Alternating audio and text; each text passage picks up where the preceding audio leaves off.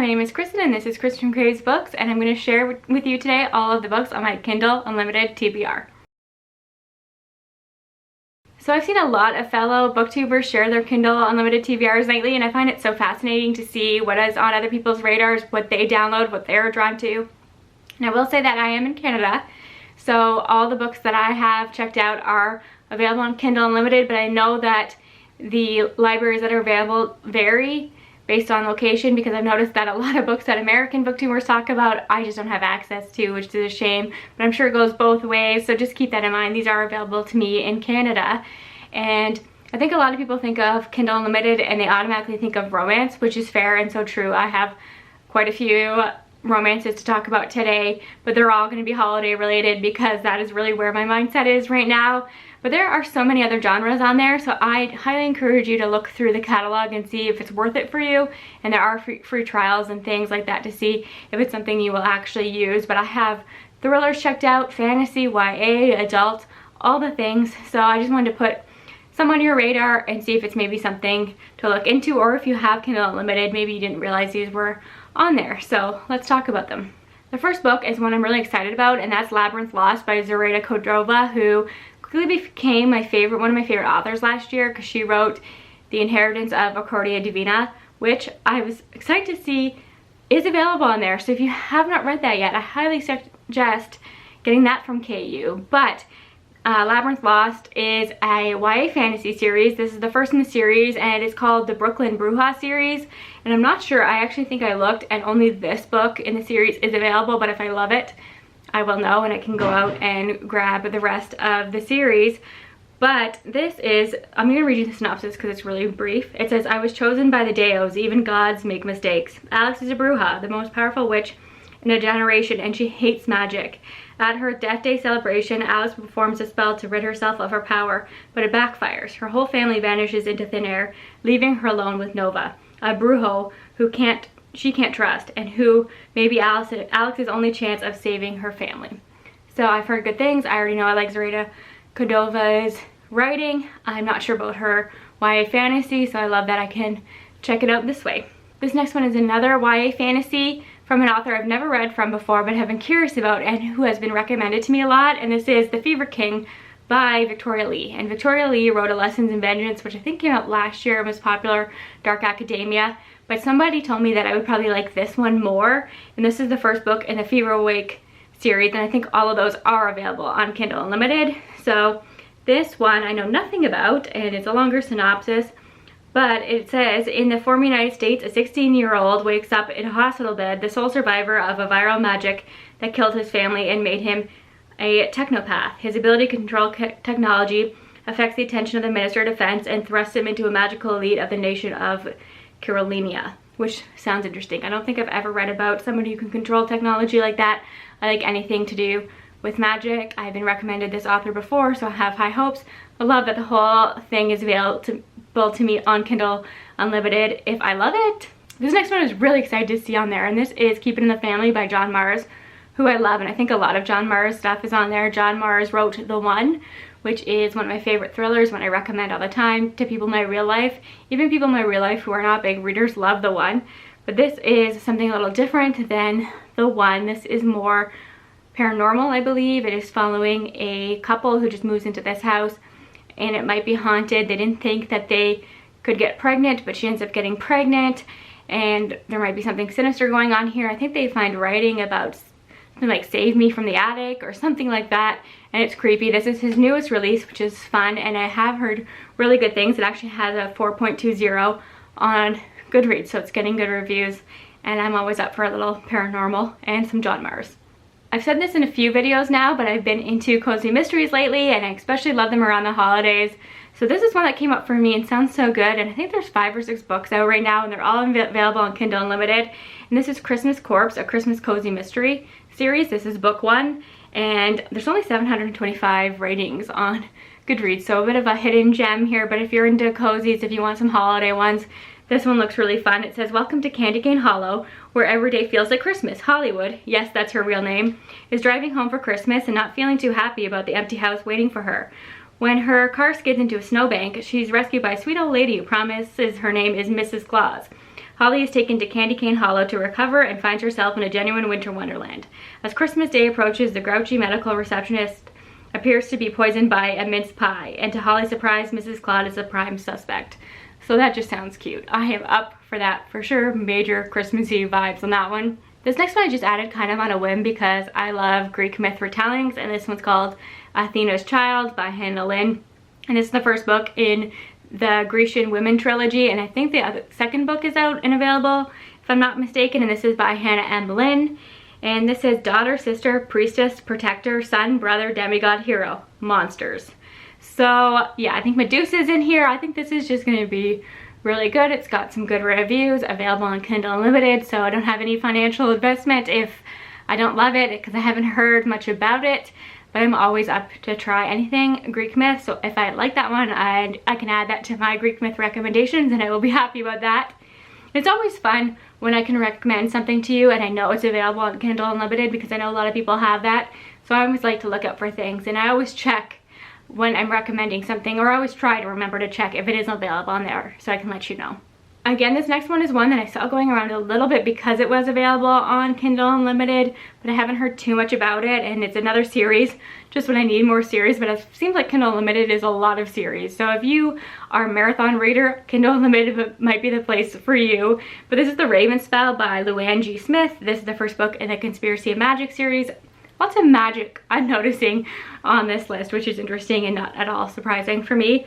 But this is set in Victorian London, and a witch and a detective are on the hunt for a serial killer in an enthralling novel of magic and murder. So that's all I need to know. You got a witch and a detective in Victorian England. So many of my buzzwords, so that looks like a good time to me. This next one I added because of the author, honestly. I will read anything by this author. I've loved this author in the past, and this is Something Fabulous by Alexis Hall. Again, the first in a series. Not his highest rated book, but I've loved A Lady for a Duke, and this seems to have that historical vibes that I loved in that one. And I loved, obviously, Boyfriend Material. That's probably the one he's most known for. I loved Rosalind Palmer Takes the Cake.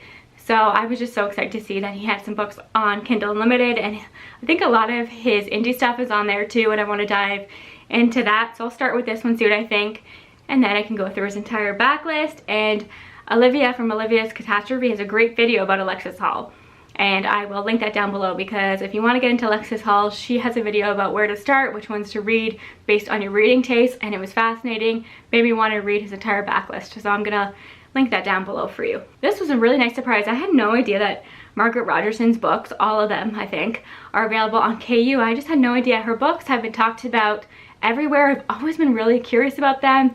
The Sorcery of Thorns, is that what it's called?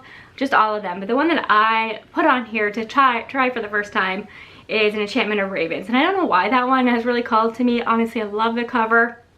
But this is, every enchantment has a price. So again, the thing was with magic. And with a flick of her paintbrush, Isabel creates stunning portraits for a dangerous set of clients, the fair folk. Okay, that is why, because I like anything to do with magic and to do with art and the power and magic of art. So I think that's probably why it's on my list. But I'm hoping I love her stuff, and then I can read everything she's ever written that is available on KU, which is so amazing. This next one, I know I added it, and if you look at this cover right now, you might be able to guess. I was looking for books that are like Legends and Lattes, and this one came up, Cleaver's Edge by Atkiss. This is giving the same vibes, even the synopsis is the same. This only has 494 ratings on Goodreads, but it has a 4.23 average. First in a series. I really want to try it and let you know if I think it's worth checking out if you liked Legends and Lattes. And this says, adventurers flock to massive crypts brimming with riches. Heroes storm the gates of dark fortresses. Gods clash over the fate of the realm itself. Eric cooks lasagna and tops it with a dash of finely chopped basil.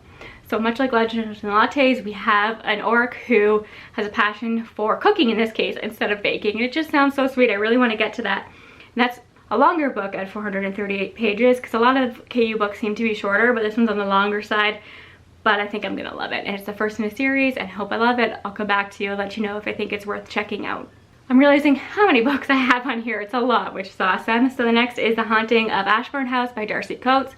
Another recent discovery. I think most of Darcy Coates' books are on KU. A lot of people read and discovered Darcy Coates in October. Her books seem to really be everywhere this year, and I wonder if KU plays a part in that, because people have easy access to her books. and a lot of them come highly recommended. I like Sentient Houses, so this is the one that I chose. I was supposed to read it for Gothtober, didn't get to it. I did pretty well in Gothtober, but this is just not one that I got to. But I'm keeping it on my tablet, on my Kindle, and I will get to it and hopefully fall in love with Darcy Coates because she's got a wide selection available on KU. This next one is one I'd really like to get to soon if I can squeeze it in this month, even though my TBR for November is quite long. I have 2 TBRs going. But this one is Love Beyond Body, Space and Time, an Indigenous LGBT sci-fi anthology. It's only 120 pages, so I think I can get to it. I really do want to try more anthologies. This one's come highly recommended. It sounds fantastic. I've been in a sci-fi mood, so I really should try and get to this one. I think you could probably get to that in one night, over 2 nights. So I really should just find space for it. It sounds really, really good. Again, the next one is one I meant to get to in October and just didn't get around to, but I'm keeping it on because you can read witchy stories any time of the year, right? So this one is Black Witch Magic by Mila Nix, and this is the first book in the Paranormal Hunter series. And this just looks really cute. She's reading a book, okay, and she's a witch, so I'm gonna like it. But it says Librarian by Day, Cursed Witch by Night. So yep, I'm gonna keep that on there. I can still read it in December. I don't see anything wrong with that, so I'm just really intrigued by it. Now we're getting into some Christmas ones, and they all have cheesy titles, cheesy covers. I eat that crap up, okay? Just bear with me on this. If you're like me, if you like Hallmark movies, stick around for some of these books because I think you might be interested in them. The first one is My Night Before Christmas, Night, K-N-I-G-H-T.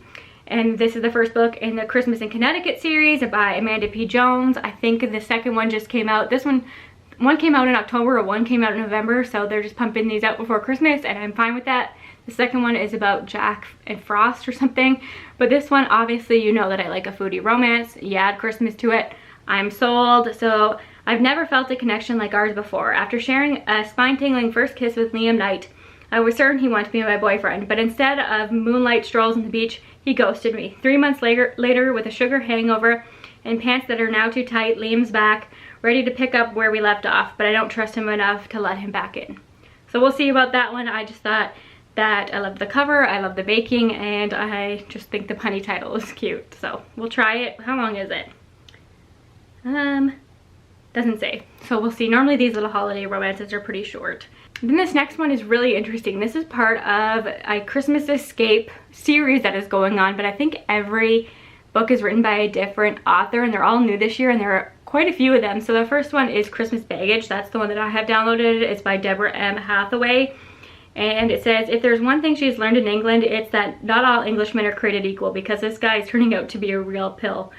So I don't know really the concept of this one, but let me go look at some of the other books in this series. So Host for the Holidays by Martha Keyes, Faking Christmas by Cindy Steele, A Newport Christmas by Jess Helleman, A Not So Holiday Paradise by Gracie Ruth Mitchell, Later On We'll Conspire by Courtney Kessel, and Cosworld's Holiday by Casey Stockton. So quite a few going on there. If any of those appeal, I would check those out on KU, because let's be honest, how long is this one now? 300 pages, so I can get through a couple of those this year, right? And we'll have my holiday reading vlog or TBR up before you know it at this point. Okay, 3 more, and this next one is one I'm really excited about. Another author who has an extensive library on KU, and I had no idea. So this is The Butcher by Jennifer Hillier, who I've always wanted to read from. I've heard great things about all of her thrillers, but something about The Butcher really calls to me. I think I just like the idea of like a serial killer being caught, but then maybe is back 30 years later. Something about that trope works for me, and I've heard good things about this one, and maybe I'll discover a new thriller author, which you know I'm on the hunt for. Then I have one that's really exciting because it's a new release, and I was surprised to find it on there. This is Keeper of the Enchanted Rooms by Charlie N. Holmberg. Heard excellent reviews by people I trust of this one. This again is like a sentient house. I think there's a romance. We're following a character whose grandfather or grandmother dies and leaves him this house, but he was estranged, and the house is kind of keeping him locked inside, and he hires a woman to help build the relationship between him and his house, or have his house release him. But I think it's kind of whimsical in some ways, but this is an October release and it's on there, so I just wanted to put that on your radar too, and I hope to get to that one soon. And then last but not least, we have Love Light Farms by B.K. Borison. You've probably seen this cover. I feel like it's gone viral because it's so pretty. Every cover in the series is available on KU and has a stunning cover, so I just know myself. If I love this series, I will probably buy and treat myself to physical copies because I'm just obsessed with the covers so much. But this says, where the love light gleams, a pasture of dead trees, a hostile takeover of the Santa barn by a family of raccoons, a shipment that has mysteriously gone missing. Love Light Farms, not the magical winter wonderland of Stella Bloom's dreams. So I think she works on a Christmas tree farm that she's trying to save, and there's a romance. So, you know, I will always fall for that trope. So those are all the books that are on my Kindle Unlimited library right now. That changes all the time, which is the beauty of that. You go through and say, I'm not going to get through this now, I'm going to put something else here. I still have room for 3 more books to add on here. So if you have any suggestions of books you think I might like based on this list, or if you know anything about my reading taste, let me know. I would love to read some more sci-fi. I don't know really what sci-fi is available on there, so give me any leads on that and let me know what you're reading right now on Kindle Unlimited. If you use it, I will leave a link down below if I can for a free trial. I'm not sure how any of that works, but I will leave it linked down below if I can find it. And I appreciate you watching this video and for your support as always. I'll talk to you again soon. Bye for now.